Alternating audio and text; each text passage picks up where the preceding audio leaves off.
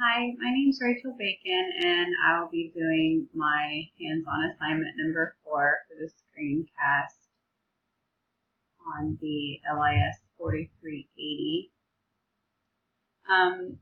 We were watching this week about filter bubbles and the internet, and what a filter bubble does is that it's an invisible algorithm that alters your searches based on searches you've previously done and based on what they think that you want to see. Um, the filters are based on 47 signals that Google looks at, and everything from like even just the computers that you're on or where you're located.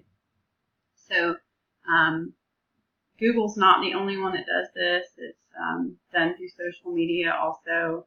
Like your news feeds, they will have an algorithm of people that you typically want to see instead of all of the people that you follow.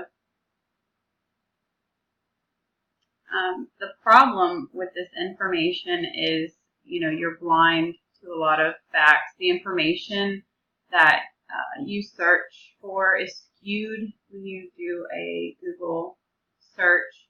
The algorithm just predicts what you think is relevant to your interest. Your news feeds on social media accounts are also being edited by these filters, and they're all based on different factors. Like I said, there's 57 of them that Google uses. An engineer was offered up some information about that. These filters aren't balanced because they're mainly looking at what you click on first and not like ultimately what you click on all the time. You do not ultimately decide what you see, and worse, what they edit out. You don't get to see that part either.